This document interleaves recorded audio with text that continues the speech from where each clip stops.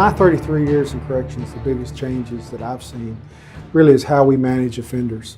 33 years ago, I think corrections in general, not just in Tennessee but across the nation, had a mentality of you lock them up, put them away, you forget about them, they serve their time, they return home. But what's critical to mention there is that 95% of them do return home.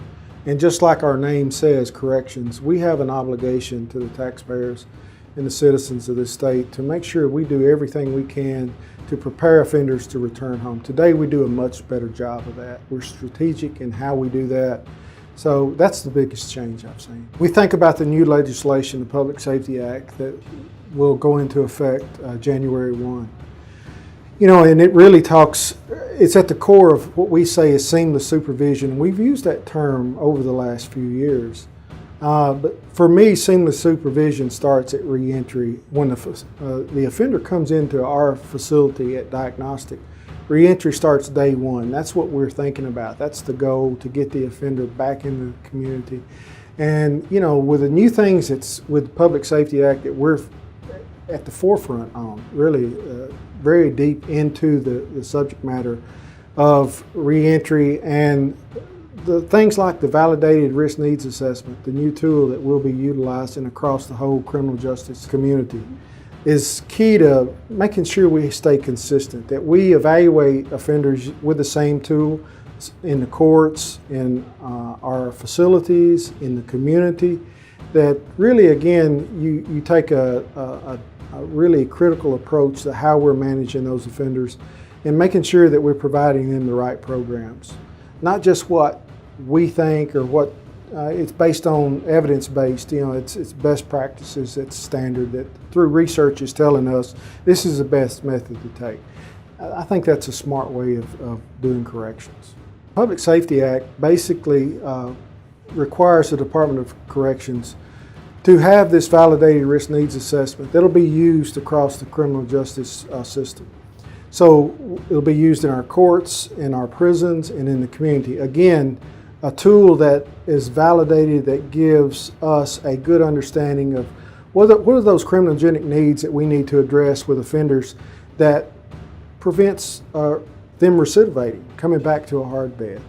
Also, the graduated sanctions, swift, certain, and proportionate sanctions. Research tells us that when you have violations, that's the way to address those violations. Graduated sanctions, you take an offender who has a problem with community supervision, it may test positive or for a drug, may not show up for a hearing or a meeting, or may fall behind on a payment for a fine. Is it necessary to send them back to a hard bed? I don't think that's always the best use of taxpayer dollars. We have to be very vigilant in how we address that, and the Public Safety Act gives us the flexibility to do exactly that. And work with the offender to, again, try to give them the best option of correcting their behavior and being productive in society. Again, swift, certain, and proportionate sanctions is key to when you have offenders who violate a condition of parole or probation. And depending on the nature and the severity of it, you have to look at that and make sure that it's the appropriate sanction.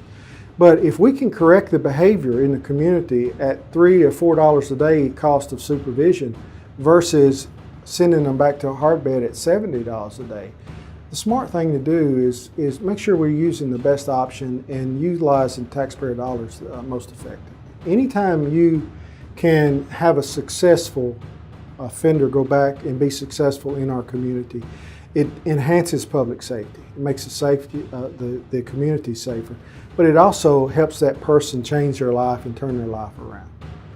You know, we have 3 or 4 big projects in front of us with the Public Safety Act, the first phase, and our role in the Public Safety Act, and all the things we talk about that go along with that.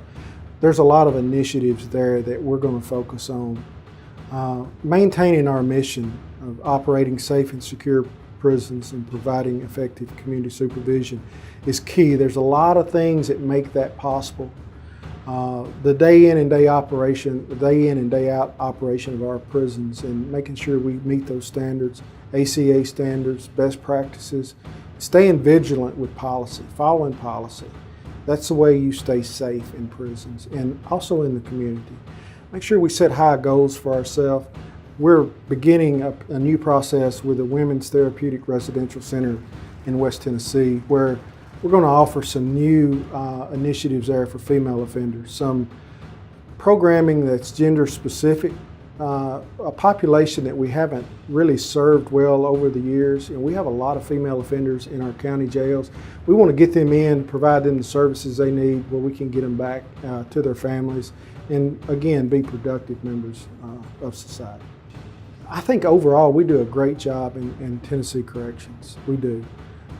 Maintaining, being able to fill our vacancies, we've struggled with that over the years, and I don't contribute that to anything that we're doing in the department that makes that worse. I think it's the economy, and which is good at this point, but when the economy is good, it's hard sometimes to fill state jobs. But we're working on that. We keep that in our vision in forefront to always keep that in our sights. But then again, just making sure that we're smart in how we manage offenders going forward. The employees of this department are some of the best in state government. I recently shared with other people that, told the governor, me and the governor had a conversation about the employees of this department. They love their job. They do a great job every day. And, almost 6,600 employees in this department. And, they do a great job. They got a difficult mission, both in our community and in the facilities. But day in and day out, there's a lot of days I go by and never receive a phone call. When you think about the number of interactions we have with the offender population, both in our prisons and in the community, most days things go perfect. And in our business, not every day is going to go perfect. But day in and day out, they do a great job, and our employees are our most valuable resource, hands down. Always learn from the people you work with. The good ones, the bad ones. You have people that influence you in your career, but you also have people that you think, that's probably not the smartest thing always. So you learn from people you work with, enjoy the work, and just always look for that next opportunity. Do the things that's necessary to do to advance yourself, your education. Make sure you take care of your education. That's something that took me a while to learn. I started when I was 28, going back to school. I tell people you're never old, and now at 52, I don't consider 28 old, but you're never too old to go back to college and get your education. But that's primarily what I would tell them. My message to TDO staff is I'm proud of each and every one. They do a great job. The people of this department, I believe, are some of the best in state government. Day in and day out, they work in our facilities, they work in our community, but more than that, they keep Tennessee safe, and I want them to know that I appreciate what they do, and as commissioner, I'll always be there to support them.